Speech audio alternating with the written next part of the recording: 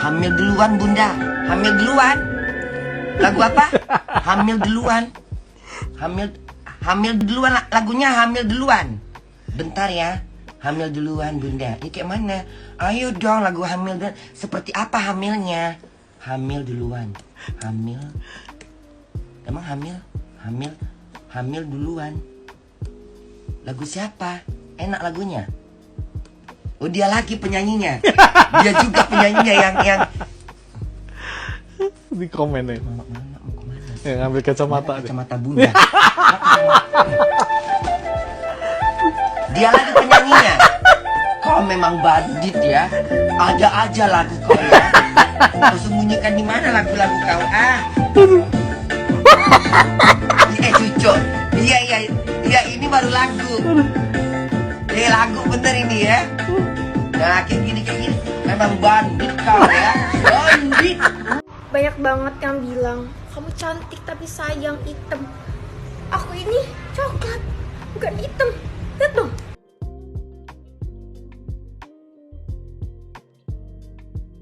Kalau anak-anak ini ada lucunya ya, jadi mereka itu awal-awal kan teman-temannya pada notice ya, karena di TikTok kan FYP tuh, nggak cuma di FYP di orang dewasa, FYP juga di anak-anak gitu kan ya.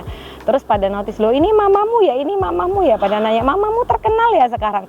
Mereka itu terus komplain sama saya, ma aku loh dibilang teman-temanku, katanya gitu, mama sekarang terkenal. Terus gue bilangnya apa? Ya tak bilang iya, terus gitu tuh perasaan gimana? Yo antara isin tapi yo gak popo, jadi namanya anak-anak ya kan, tapi mereka sekarang sudah mulai terbiasa, apalagi sejak waktu semakin viral ya, teman-temannya juga udah mulai ngerasa kayak oh ya udah ini Akmal anaknya mbak yang itu gitu atau tante yang itu gitu. Jadi kayaknya udah biasa deh sekarang.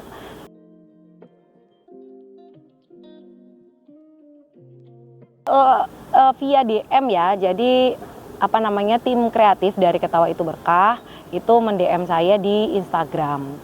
Kemungkinan besar saya juga nggak bertanya alasan secara khusus ya, karena begini, sebetulnya sebelum di DM oleh tim kreatif dari Tanas TV atau Ketawa Itu Berkah itu sudah banyak komentar-komentar dari followers, kemudian dari yang nonton video saya itu pada pengen saya ketemu sama Bunda Korla gitu, atau pada pengen saya diundang ke televisi gitu. Saya sih kalau ada komentar kayak gitu saya cuma bilang amin gitu doang, namanya didoain baik ya kan. Nah, mungkin karena memang video saya yang itu sangat viral gitu ya, sehingga dari tim Ketawa Itu Berkah ketika butuh talent untuk menemani Bunda Korla di acara kedatangan Bunda Korla itu di episode itu, mereka menghubungi saya gitu ceritanya. Nah, lewat DM kemudian ya udah berlanjut lewat chatting. Waktu itu hari Selasa kalau nggak salah, syutingnya hari Jumat. Bayangkan, kita di Surabaya posisinya ya. Posisi di Surabaya, hari Selasa dikasih tahu, "Mbak, syuting hari Jumat bisa nggak? Jadwal aman nggak?" Aman gak aman, saya bilang aman dong. Ketemu Bunda Korla gitu kan, kapan lagi.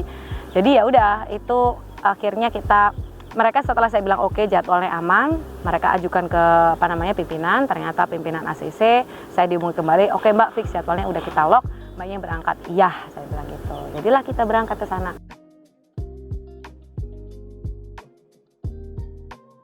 Kalau masalah itu ya, jadi ketika kita viral, ketika kita udah diundang di televisi, memang terasa di dalam hati itu, waduh gitu, habis ini aku mesti ngapain nih biar semakin, kan kayak gitu. Ada kayak semacam PR juga di kepala, tapi saya nggak jadiin itu sebagai suatu beban. Saya jadiin itu challenge gitu, jadi saya jadiin tantangan gimana caranya orang-orang gini ya, karena saya kan lip singer ya, jadi video atau konten saya isinya semuanya lip sync, ngambil sound dari yang lagi viral atau sound dari mana aja yang saya anggap lucu, saya lip syncin gitu ya. Jadi bukan hanya Bunda Korla aja. Sementara image saya sudah terlanjur Bunda Korla banget gitu, kembaran Bunda Korla lah segala macam. Tapi saya sebenarnya tidak terlalu nyaman kalau misalkan dibilang kembaran Bunda Korla. Seperti Anda lihat, muka saya kembar sama Bunda Korla nggak? Kalau muka asli itu enggak ya, jadi saya jadi mirip Bunda Korla tuh karena ekspresinya saya tiruin gitu. Jadi untungnya dengan menirukan ekspresi terus jadi mirip, nah akhirnya makanya viral gitu kan ya. Tapi kalau muka asli enggak mirip ya, makanya saya dibilang kembaran Bunda Korla tuh beban. Nah makanya jadi tantangan buat saya, gimana caranya dengan video lip sync yang lain, bukan dengan sound Bunda Korla, saya tetap disukai gitu. Nah itu menjadi PR buat saya, dan alhamdulillah sampai detik ini, sampai saat ini itu saya merasa masih berhasil gitu. Cuman lucunya kadang orang-orang itu komennya juga lucu-lucu. Saya udah lip sync suara anak-anak ya, harusnya actingnya kan anak-anak dong. Acting udah anak-anak nih, masih aja ada yang komen, muka Bunda Korlanya nggak bisa hilang mbak. Iya, ya udahlah gitu kan ya. Tapi saya melihat respon orang-orang positif, viewers juga masih tetap baik gitu. Jadi artinya mempertahankan ini memang challenge atau tantangan terbesar buat saya, dan pinginnya sih sebenarnya lebih lagi gitu.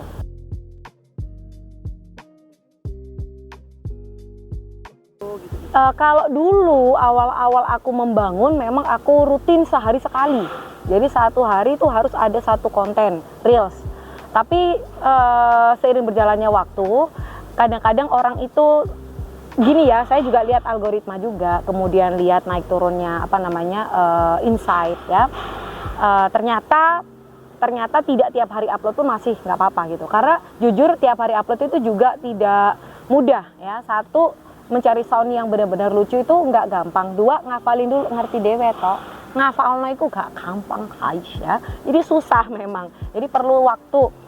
Terutama juga karena saya ini orangnya tidak mau setengah-setengah kalau bikin video lip sync, harus benar-benar perfect, harus benar-benar ekspresinya dapat, lip sync-nya nggak boleh telat. Jadi kalau saya merasa satu hari saya nggak mood bikin, nggak akan saya kerjain karena percuma.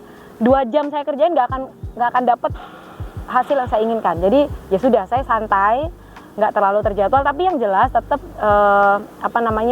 nggak yang jeda terlalu lama ya, misalkan 2 minggu sampai nggak bikin, nggak kayak gitu juga gitu.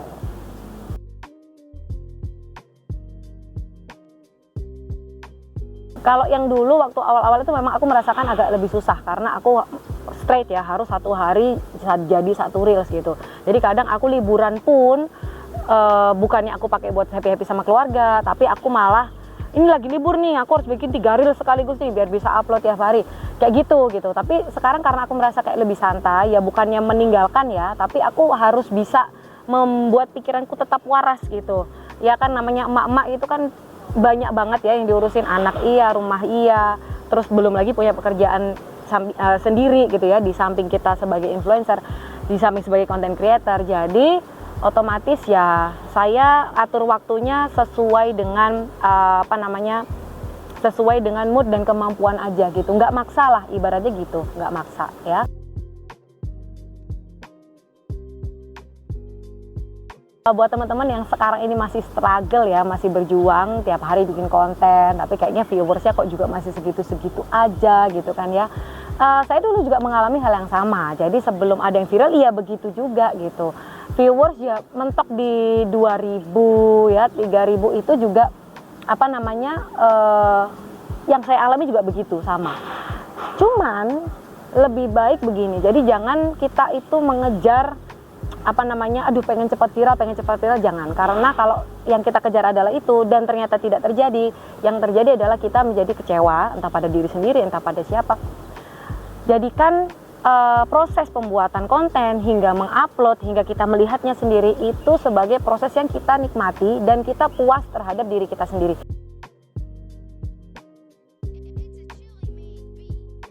Jadi Anda harus menikmatinya, bahagia karenanya, jangan terpaksa. Itu pasti konsisten tuh dengan sendirinya. Karena gini, orang-orang kadang bilang, aku tuh yang paling susah konsisten mbak. Sebenarnya bukan susah konsistennya, karena apa yang Anda lakukan pasti Anda nggak cinta, itu doang. Kalau Anda cinta, konsisten itu akan otomatis terjadi. Gitu.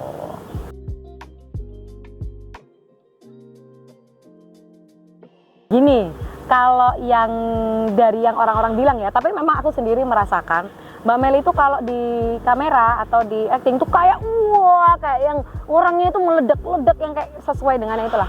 Pada aslinya enggak ya, aku orangnya sabar, anggun. Enggak sih, pokoknya intinya gini, orang yang bertemu saya secara real pasti bilang, Mbak Melisa ternyata orangnya lebih tenang ya gitu, pasti gitu, orangnya lebih tenang, orangnya enggak semeledak-ledak yang di actingkan, di reels kayak gitu. Dan itu memang betul, jadi saya sebetulnya tipikal orang yang enggak seheboh itu gitu.